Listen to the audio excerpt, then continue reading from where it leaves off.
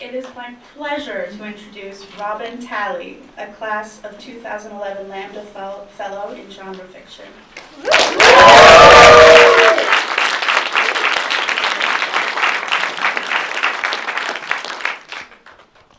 Hi, I'm Robin Talley, and I'm reading an excerpt from a young adult novel in progress titled As I Descended. In this scene, 3 high school students have gathered in an old dining hall in their boarding school, and they're playing with the Ouija board. Lily pulled the board out of its packaging and slid it onto the table. It was bigger than Brandon expected, at least 2 feet wide. You could tell it was old from the cracks in the paint and the worn smooth edges of the wood. But it was still nice looking, with artsy paintings in the corners of the sun and moon and fancy calligraphy on all the letters and numbers. At the top of the board, there was an elaborate drawing of a single eye, wide open, with a deep black pupil. At the bottom of the word goodbye was drawn next to a closed eye. Those eyes creeped Brandon out. He played with Ouija boards enough as a kid to know it wasn't going to spell out anything more than a few fart jokes. But no matter which way he leaned in his seat, it felt like that eye at the top of the board was watching him. The girls reached into the center of the table and each laid 2 fingers on the planchette. Since he was the only one not absorbed in the utter seriousness of the thing, only Brandon noticed the dorm's 2 cats, red and scarlet, nosing their way into the room from the staff kitchen. Come to think of it, he could have sworn he'd locked that door when they first came in. He must have remembered wrong. He'd had a lot of wine, after all. Several minutes passed without anything happening. Brandon yawned.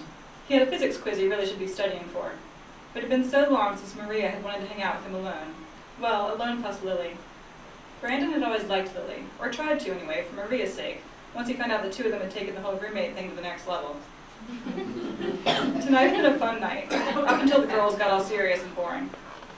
Lily was watching Maria, her eyebrows lifted. Brandon suspected she was getting bored, too, but Maria had her eyes closed. She was sitting so still, Brandon would have thought she was asleep if he didn't know better. And in that moment, Maria was awake.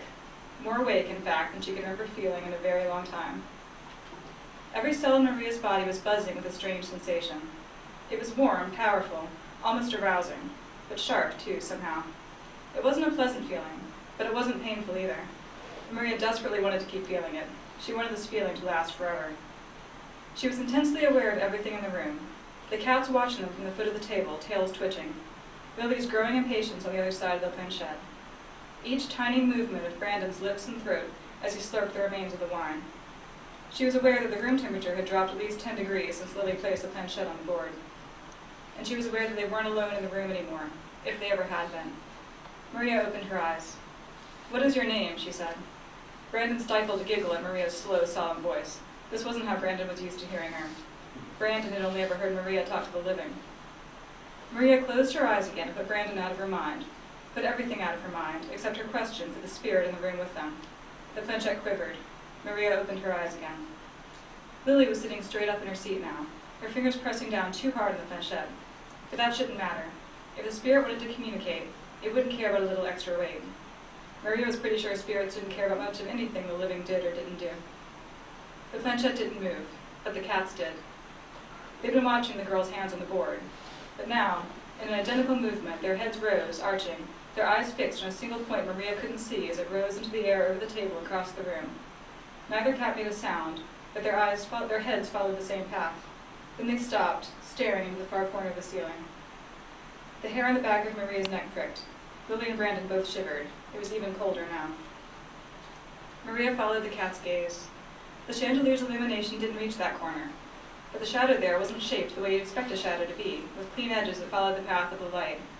Instead, it was jagged on one side, as if someone were perched in that corner, clinging to the wall, hunched up on knees and elbows.